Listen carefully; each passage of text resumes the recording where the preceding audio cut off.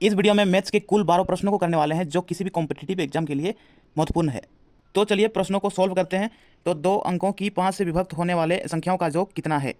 तो 5 से विभक्त होने वाले 2 अंक का पहला संख्या है 5 दूनी 10, उसके बाद है 15, उसके बाद 20, उसके बाद 95, 19 पचे 95। ठीक है, 2 अंकों की संख्या। तो इन सबको जोड़ना है। तो योग बराबर होता है अंतिम संख्या 95 प्लस प्रथम संख्या 10 बट्टे 2 गुने कुल संख्या 10 से लेके 95 तक कितने संख्या हैं। तो यहाँ पे कुल संख्या निकालने के लिए अंतिम संख्या 95 बट्टे अंतर यहाँ पे है 5, 10 और 15 के बीच में अंतर है 5, 15 20 के अंतर है 5, तो 5 से भाग करेंगे। ठीक है, माइनस 10 के आगे एक संख्या है, -1 करेंगे। ठीक है, तो 5 19 से 95 होता है, 19 - 1 तो 18 बचेगा यहाँ। तो संख्या 18, कुल संख्या 18 यहाँ पे। 95 10 105 बट्टे 2 गुने 18, 2 9 18, 9 पचे 45 के 5 हासिल 4, 9 एका 9, तो 945 आंसर। अब अगला प्रश्न में आते हैं। वह छोटी से छोटी संख्या ज्ञात करो जिसे 6 7 8 9 12 से भाग देने पर प्रत्येक दशा में 2 शेष बचे। तो सबसे पहले तो इन सभी संख्याओं का लॉसो निकालना है। तो 6 7 8 9 और 12 का लॉसो निकालेंगे।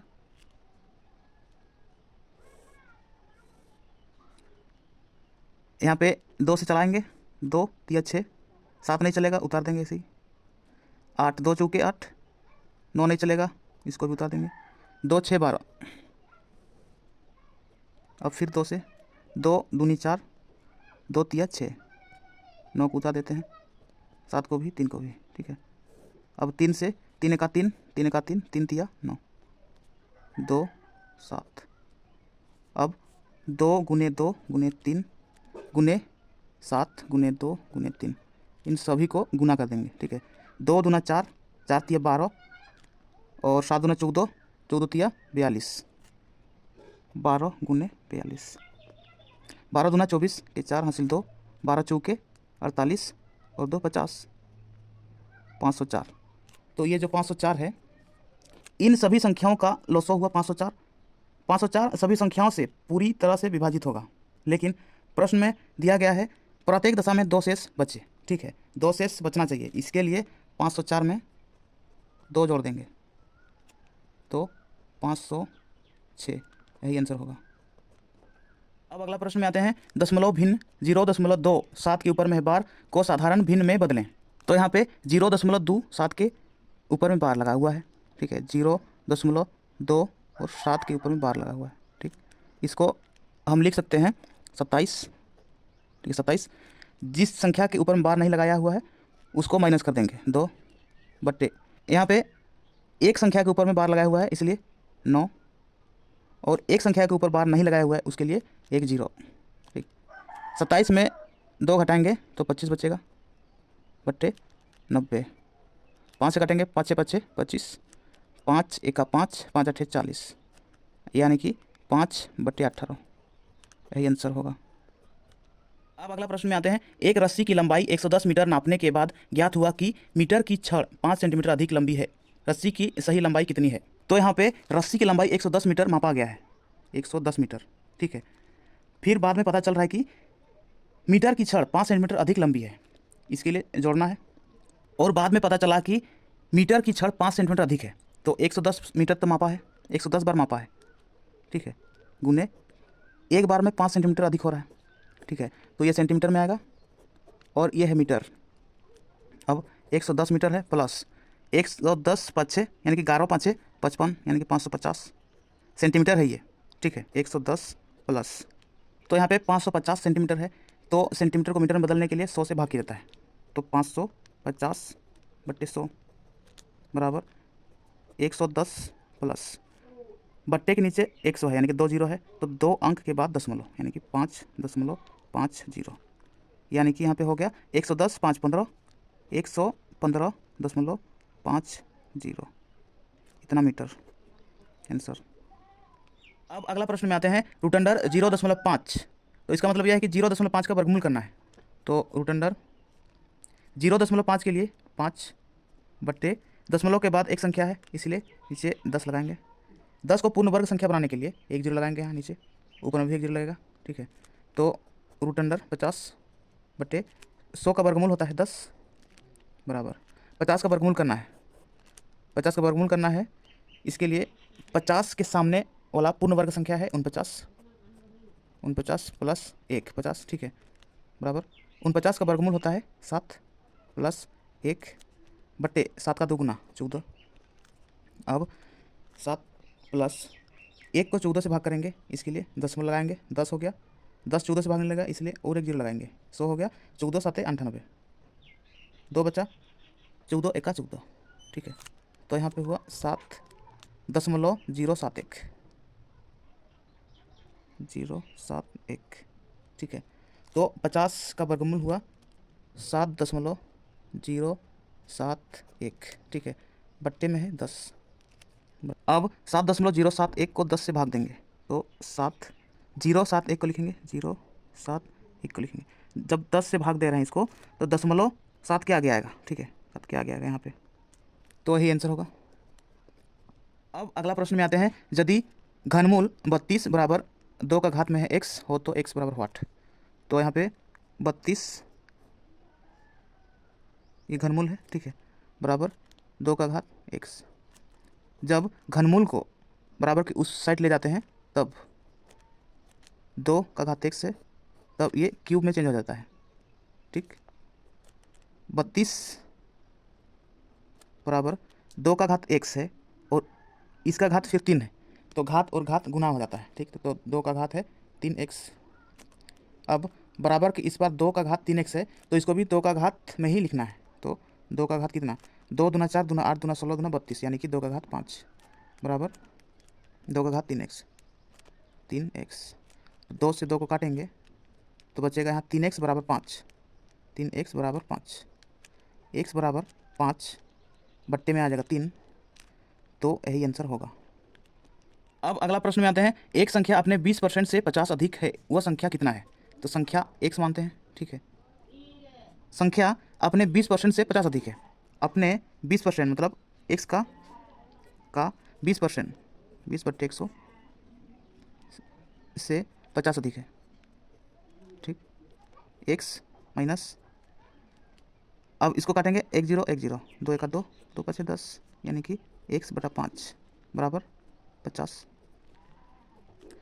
5x माइनस x बराबर 5 को 50 के साथ गुना करेंगे, 5 5 25, 1 0, 5x में x घटा देंगे तो बचेगा 4x बराबर 250। 4 से काटेंगे, 4 1 4, 4 6 24, 1 बचा 0 10, 4 दूनी 8, 2 10, यानी कि 2 बचा है, 20 हुआ, 4 बचे 20, x बराबर 62.5, यही आंसर होगा। अब अगला प्रश्न में आते हैं, 12 वस्तुओं का क्रयमूल्य 9 वस्तुओं के विक्रयमूल्य के बराबर हो तो लाभ प्रतिशत ज्ञात कीजिए। तो यहाँ पे 12 वस्तु क्रयमूल्य, 12 CP मतलब क्रयमूल्य होता है, बराबर 9 वस्तुओं का विक्रयमूल्य, 9 SP सेलिंग प्राइस, ठीक है। CP SP को बट्टे में लाएंगे, बराबर 9 तो ऊपर में ही रहेगा, 12 को बट्टे के नीचे लाएंगे 12, ठीक है। अब काटेंगे 3 तिया 9, 3 चौके 12। यहाँ पे खरीदा गया है 3 रुपया में और बेचा गया 4 रुपया में, तो यहाँ पे लाभ क्या हुआ, लाभ प्रतिशत बराबर लाभ 1 रुपया का बटे कितना रुपया में, 3 रुपया गुने 100। 3 से जब 100 को भाग करते हैं तो 33/1/3% होता है, लाभ 33/1/3%, यही आंसर। अब अगला प्रश्न में आते हैं, यदि a बराबर b/3 तथा b बराबर c/2 हो तो a अनुपात b अनुपात c बराबर व्हाट। तो a के नीचे कुछ नहीं तो 1 रहता है, ठीक है, 1 बराबर b/3, इसको लिख सकते हैं a, b को a के नीचे लाएंगे, बराबर 1 ऊपर जाएगा b के स्थान में, 1/3 जहाँ के तहाँ रहेगा, ठीक है। तो a बराबर 1 b बराबर 3। अब b बराबर c/2 है, बी के नीचे कुछ नहीं तो 1 होता है, बराबर c/2। इसको लिख सकते हैं बी, सी को बी के नीचे लाएंगे, सी बराबर 1 सी के स्थान पे आएगा, यानी कि यहाँ पे बट्टे 2। बी का मान 1, सी का मान 2। तो यहाँ पे ए अनुपात बी अनुपात सी बराबर व्हाट है ना। तो ए और बी का मान है 1:3, बी और सी का मान है 1:2, बी और सी 1:2। तो 3 को सी में खिसका देंगे, 1 को भी ए में खिसका देंगे, ठीक है। अब गुना करते हैं, 3 दूनी 6 अनुपात 3 एका 3 अनुपात 1 एका 1, यानी कि 1:3:6, यही आंसर होगा। अब अगला प्रश्न में आते हैं, ए की आय बी की आय से 10% अधिक है तथा बी की आय सी की आय से 20% कम है, तो ए बी सी की आय का अनुपात कितना है। यहाँ पे ए बी है और सी है। अगर सी की आय 100% है तो बी की आय सी की आय से 20% कम है, यानी कि सी से 20% कम, यानी कि 80। अब ए की आय बी की आय से 10% अधिक है, बी की आय से 10% अधिक, यानी कि 80 का 10% अधिक, यानी 110/100।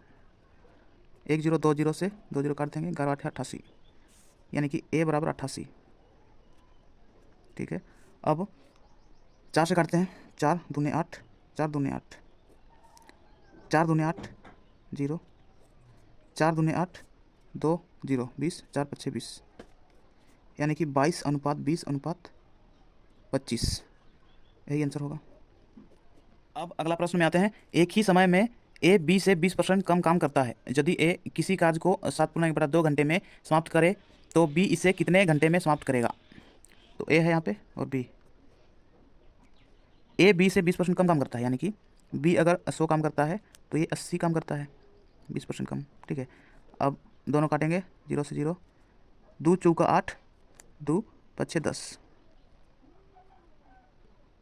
तो कार्य हुआ यहाँ पे, कार्य बराबर 4:5 के अनुपात में हुआ कार्य। अब क्षमता होगा, क्षमता कार्य का उल्टा होता है, यानी कि 5 यहाँ पे आएगा और 4 बी का क्षमता होगा, ठीक है। तो ए किसी कार्य को 7×1/2 घंटे में समाप्त करे, ठीक है। ए समाप्त करता है, इसका क्षमता है, ए की क्षमता है 5, बी की क्षमता है 4। तो ए समाप्त करता है कितना घंटे में, 7 दूना 14 15/2 घंटे में, 15/2 घंटे में समाप्त करता है, ठीक है।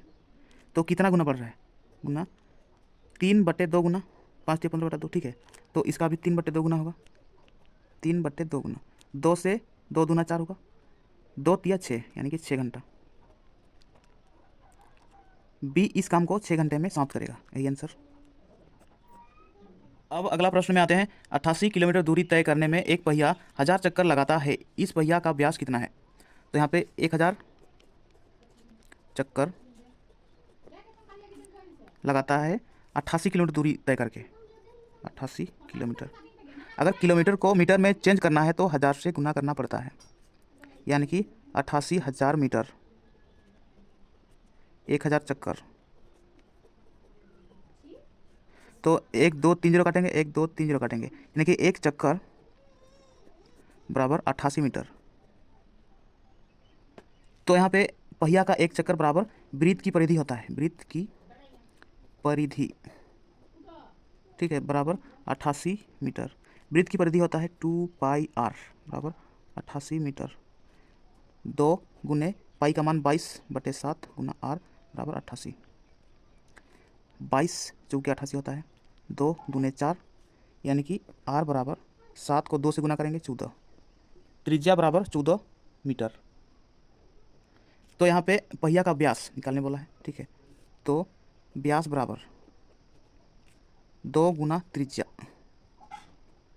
ठीक है। तो 2 गुना त्रिज्या का मान है 14, यानी कि 14 दूना 28 मीटर, आंसर। तो ये थे मैथ्स के कुछ प्रश्न। अगर आपको वीडियो पसंद आया तो वीडियो को लाइक कीजिए और मैथ्स चैनल को सब्सक्राइब कीजिए और बेल आइकन को दबाइए ताकि इस चैनल पर आने वाला हर वीडियो का नोटिफिकेशन आप तक सबसे पहले पहुंचे। तो चलिए इस वीडियो को यहीं समाप्त करते हैं और मिलते हैं नेक्स्ट वीडियो में। तब तक के लिए अपना पढ़ाई करते रहिए, ख्याल रखिए अपना और अपने माता पिता का। धन्यवाद।